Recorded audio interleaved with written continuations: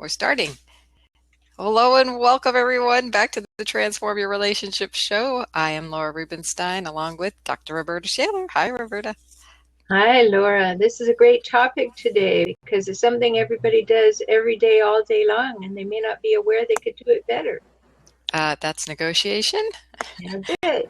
I say it like that because I'm guessing some people listening say, we do this all day long?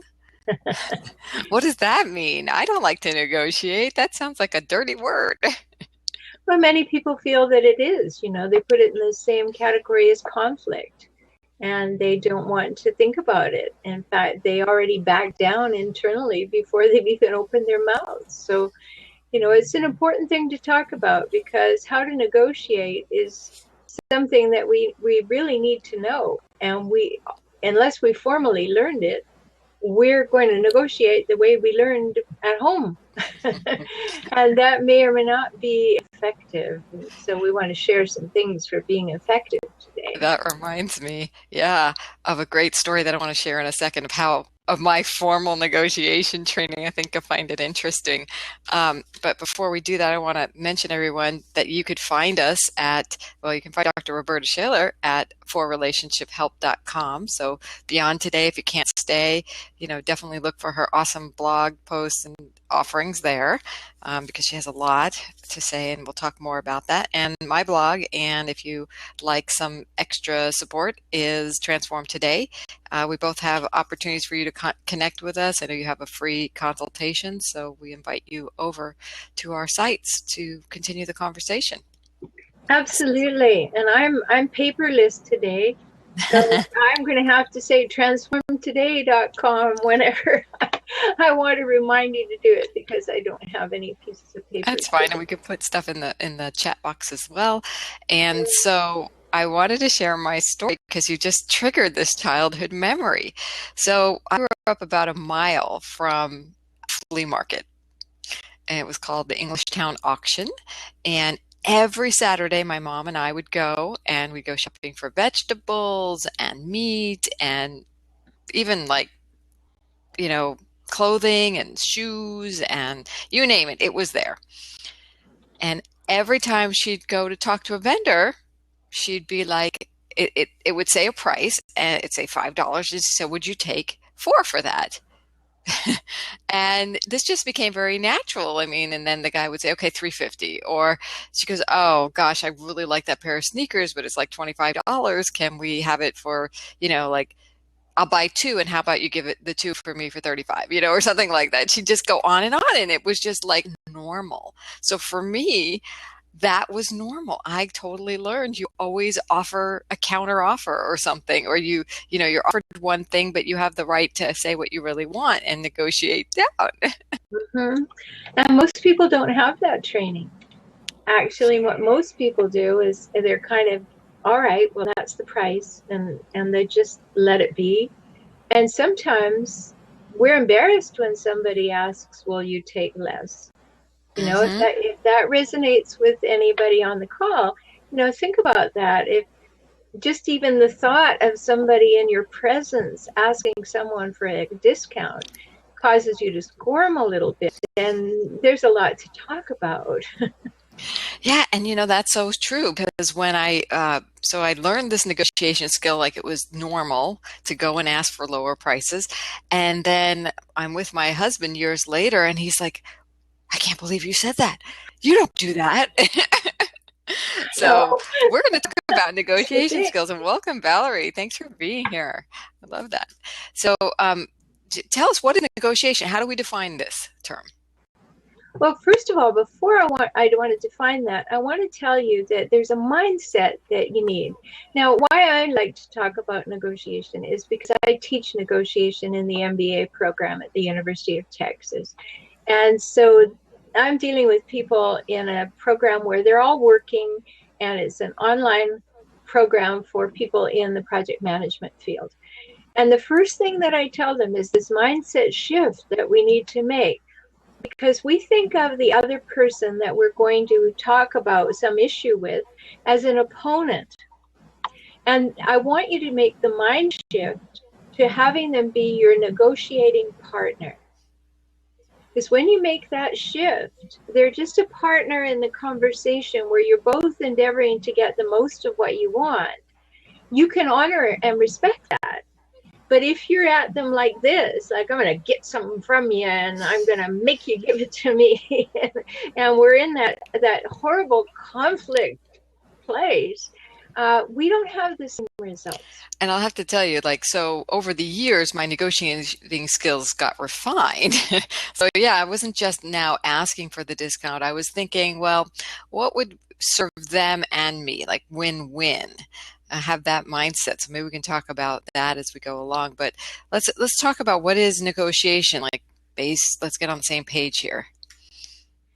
Sure. Well, negotiation is when I want something and you want something, and we're going to talk about how each of us, hopefully, can have the most of what we want. I love that. And the difference in negotiation that can shift that situation is when it's a one-time negotiation with someone you don't know. And on the other side, it's a negotiation where you want to preserve the relationship. So you might go and buy a car from somebody you've never seen, and you don't really care about the relationship, you care about the deal.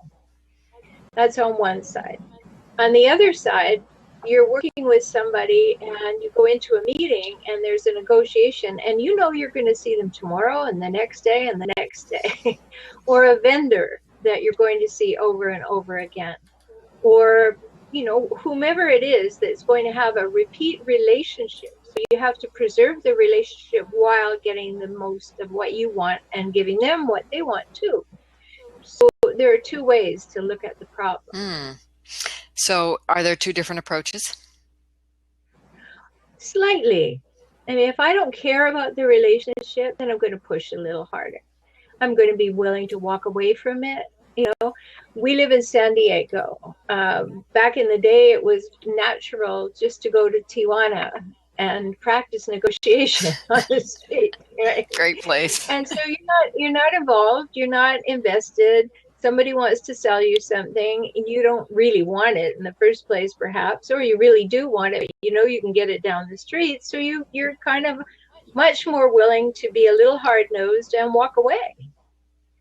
But that kind of negotiation just means that, all right, I'm not invested. I'm either going to get what I'm going to get and I'm out of here. I'll go somewhere else.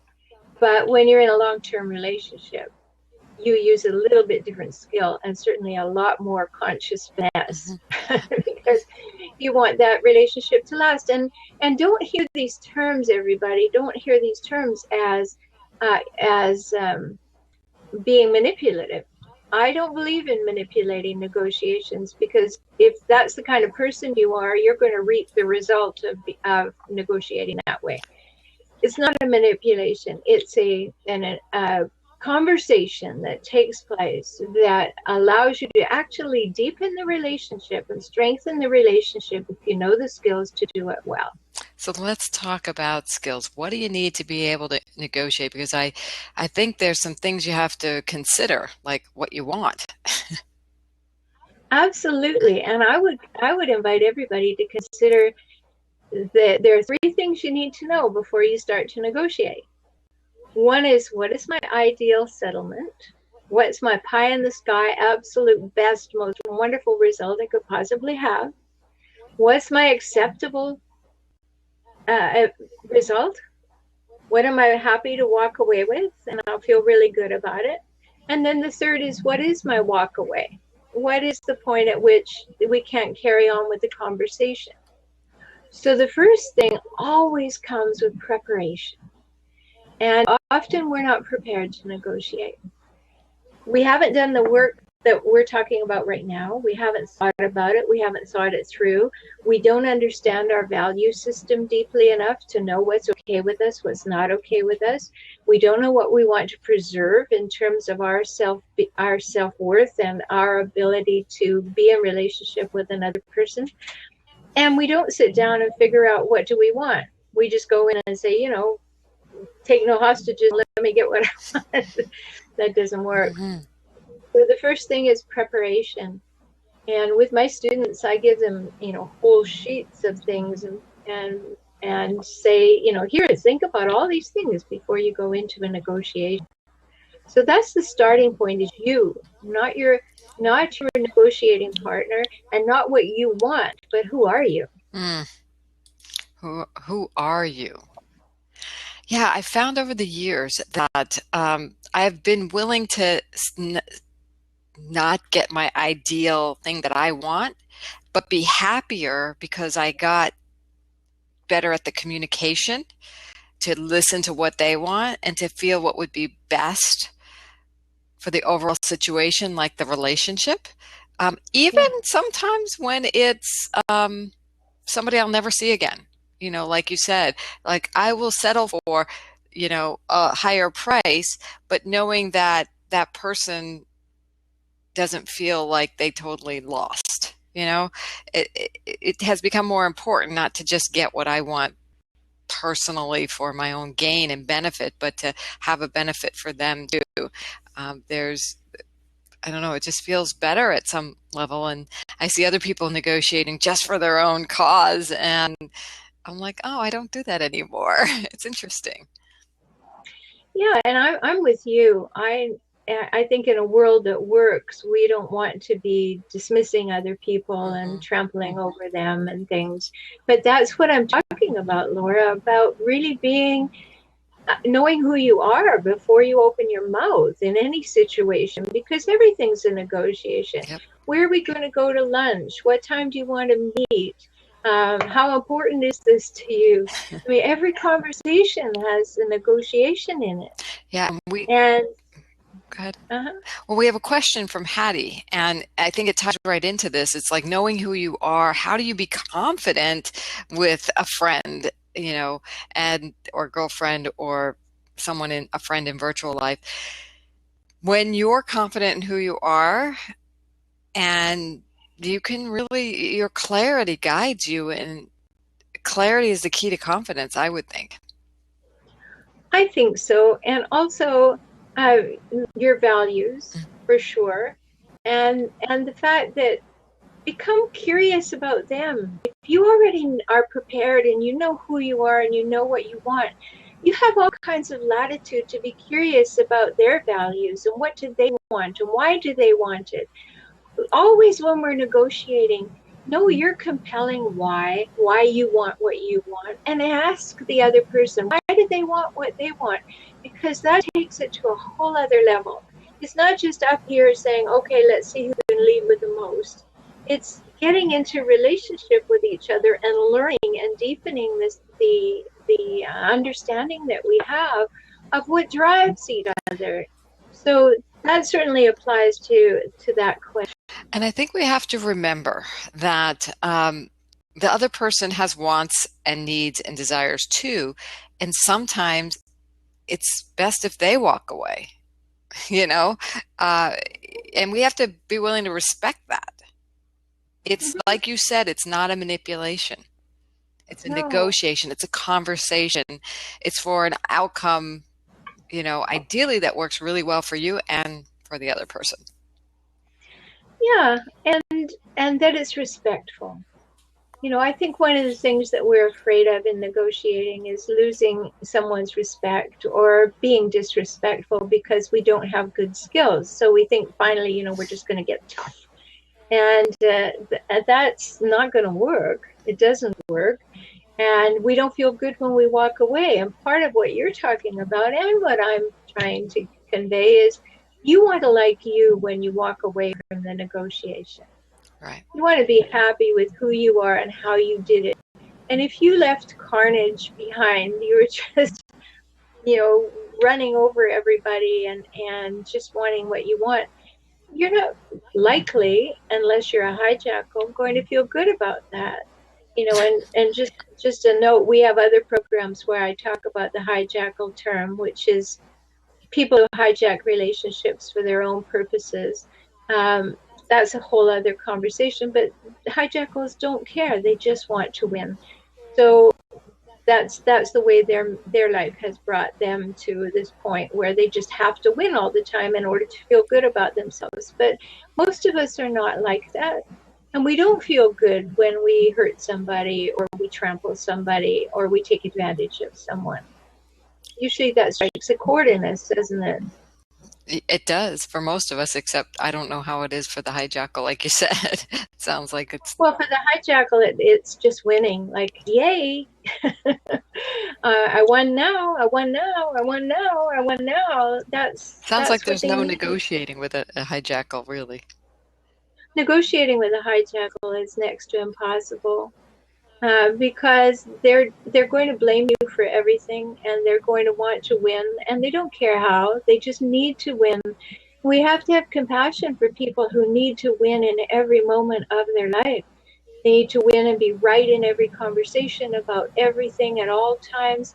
That's an incredibly tense way to live. But if you happen to be around a hijackal and you're endeavoring to negotiate, be kind to yourself. Because it's not sometimes not worth continuing Yep. to negotiate, that is. Yeah, so having to step away is important to recognize when what you want and what the other person wants just doesn't work. And it may make sense to step away than to keep. Well, it does. Like I said, you need to know your ideal settlement, your acceptable settlement, and your walk away. And hopefully they know their walk away too. Mm-hmm. That at some point we're just going to have to agree to disagree, or we're going to have to revisit it. Perhaps emotions get high. That's a really good time to say, maybe we should come back to this. Because it's not about getting into that emotional place. Let's stay with the facts and see what we can work out so that we have a long-term relationship that we know we can count on and come back again and again and again. I mean, think about, you were saying your husband being embarrassed by your negotiating skills. Well, think about negotiating with your child or with your parent. I mean, what is better than a 5-year-old negotiator? Mm-hmm. I mean, they just have their ways, don't they? And They're clear on what they want. they are, and they're willing to throw themselves on the ground and embarrass you to the hilt. Never negotiate with a 5-year-old. One of the most important things I learned raising my children alone. I have 3 children, and I raised them mostly alone. And the greatest phrase I ever came up with after one long bubble bath of despair was there had to be some things that were non-negotiable. And I invite all of us to recognize in our life what is non-negotiable for us. It's important to know where you won't go. You simply won't go. Or to know where your boundaries are absolutely they cannot be violated. That boundary is so important to you that after you've expressed it and you've maintained it and someone isn't respecting it, there is no negotiation around that boundary. You have to make a relationship decision. Can we give an example? Well, sure. Because I work with the partners and exes and adult children and co-workers of hijackals, their hijackals always want to negotiate because they need to win. But if you're say you're married to one, and they absolutely will not move on the way that you're bringing the children, that they dismiss the children, they don't care about the children, they're always saying, leave the children with the babysitter, let's go, I married you, I don't want any of this nonsense, And your values are to nurture and be with the children and have them have a wonderful life. That may be at one point where you say, can't do this. I can't do this. We've got to get some help. We've got to bring somebody in. I'm a professional mediator, so that happens to me where someone comes in and says, we can't agree on this and we need some help. And if the mediation won't work, sometimes we have to leave that situation. I'm a big believer, Laura, as you know, in keeping relationships. Just gain more insight, more skill, more compassion, better strategies, keep moving forward and growing together. But there are points at which you have to recognize you've reached the end of the road. And that's where your non-negotiables lie. And when you hit up against the non-negotiables and you've done everything there is to make any kind of inroad with your partner, that's the moment when you need to get some help to say, is this possible? You know, can my partner and I coexist? And perhaps you can't. There is no negotiation. So let's talk about why negotiate. I mean, if it's so hard sometimes, then why?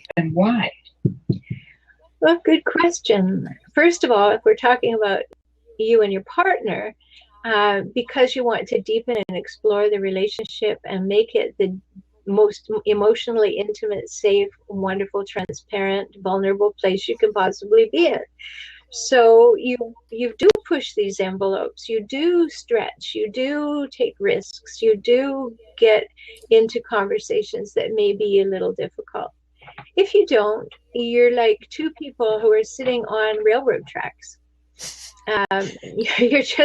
You're going along like this, and because they appear to meet at the horizon, you believe that. So you're just like going along like this. You're never moving towards each other, but you're going along okay. And with this myth that they will one day meet at the horizon, and we all know that railroad tracks don't. So sometimes we just get into a place that says, all right, my non-negotiables are constantly being trespassed. And I will do my best to find out why, what the compelling reasons are that my partner is so opposed to me, learn all of those things. And if I get some insights and if it influences my thinking, great. Gather all that information. But if after you've gathered it all and the person is still absolutely immovable, then you have to say, can I live with this? Yep. Will I live with this? Do I want to live with this? And if the answer is no, then you know what your next best step is. So what I'm hearing is that compromise, when you're negotiating, compromise is important a lot of times. And it also leads to intimacy. That's the benefit of compromise. How do you stay in that benefit of intimacy versus getting resentful that you're not getting what you want exactly? Whoa, that's a big question. First of all, the word compromise is bandied around a little too freely, I think. Compromise meaning somebody always backs down, somebody always gives in.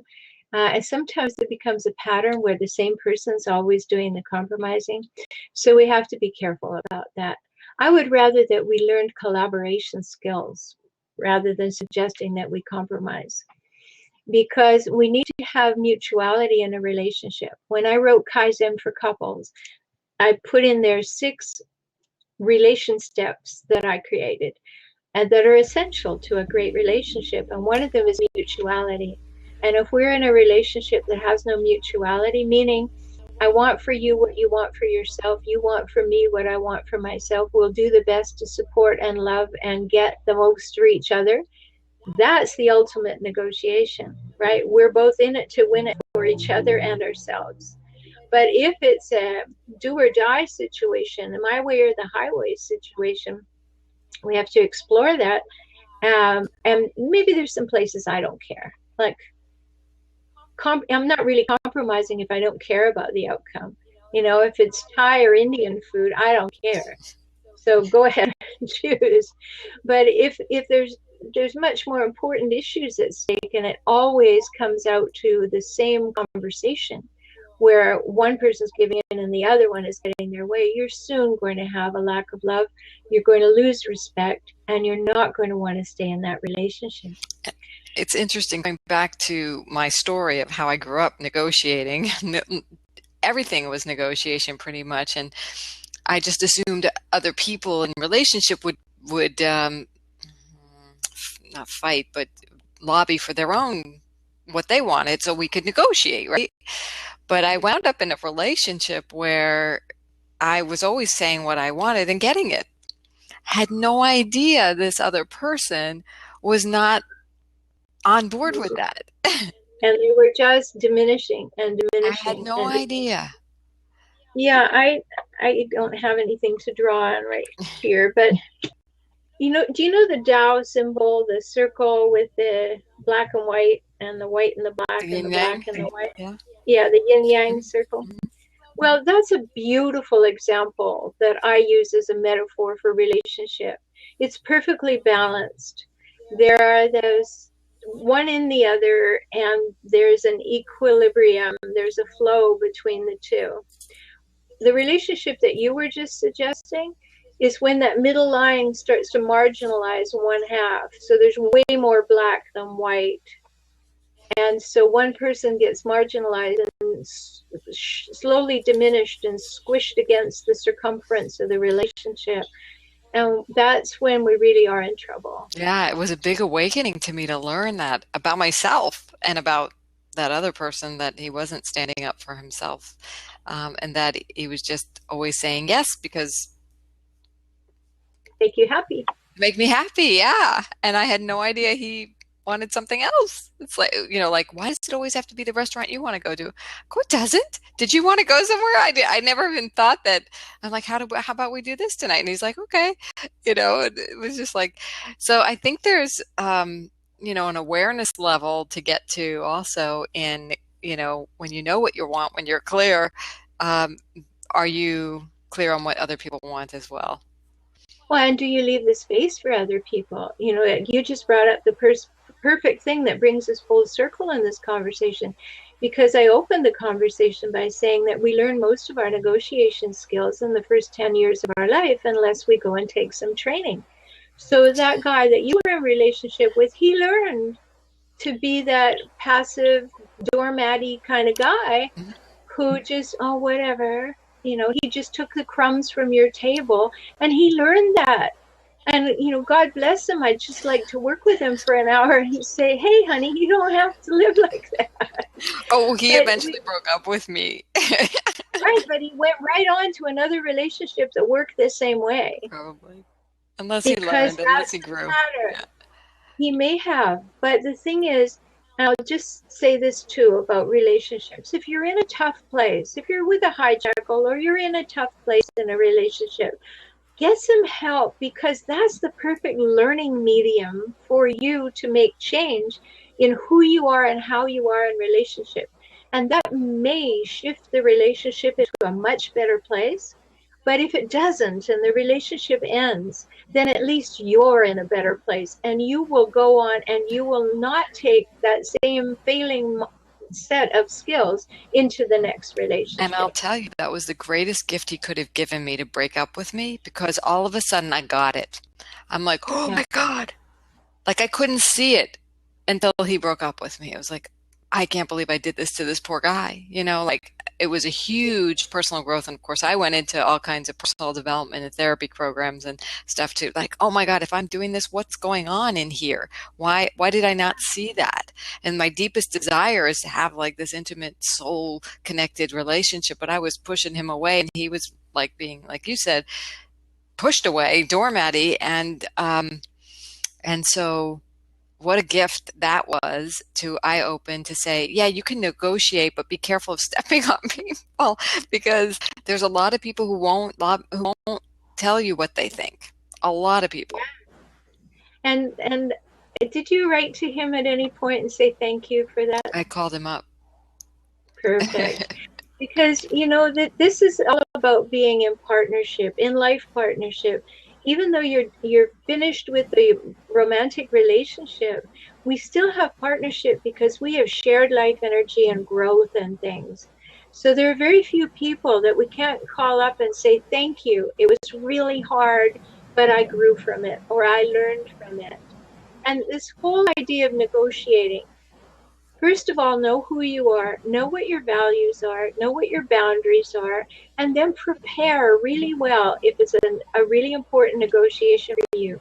But if it's an everyday thing in your relationship, take a page out of Laura's history. Do what I did. What you've learned, and did you grow from it, or did you dismiss it and say, oh, well, that guy was so passive, I didn't want him anyway? Or did you realize that, whoa, maybe there's something about me in there? Yeah. So next week, when we talk about the second part of negotiation, we're going to add some skills and things. So I hope everybody will stay tuned, because this is important for us all to know. And I had to learn it, you had to learn it, we Yep. all have to learn it. And if we don't, we'll go around feeling like the world is taking advantage of us. Yep.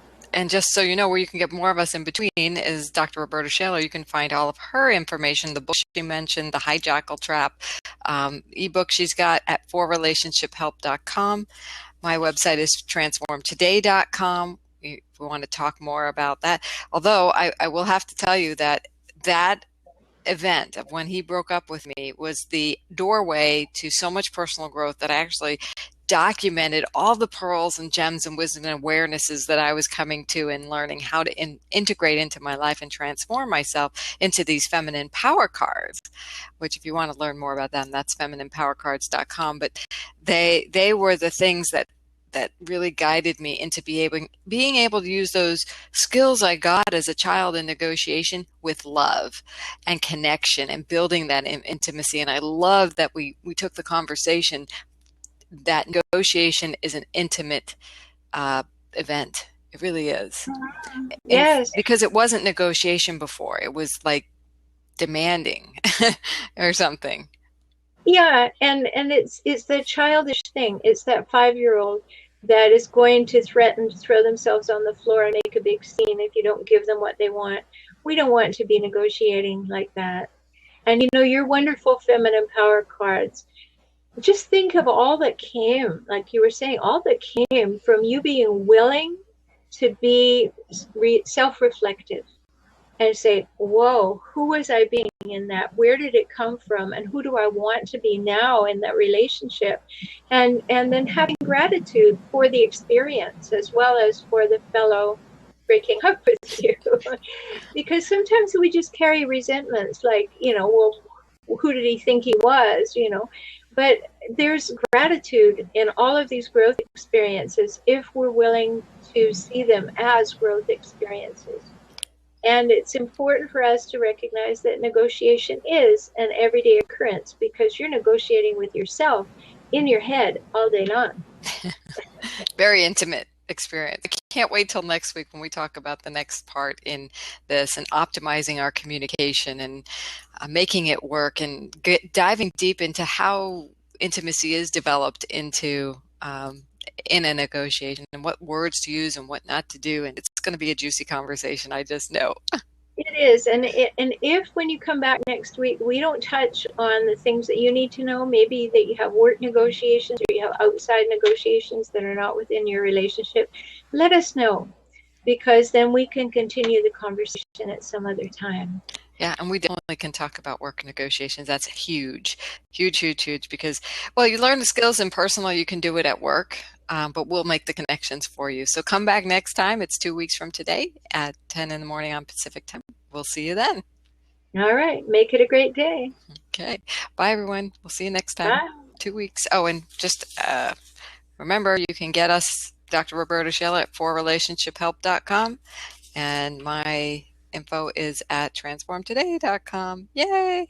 Oh, thanks for being here at the very last. Sophia, welcome back. We'll see you next time, okay? All right. And feel free to watch the replay. This was awesome.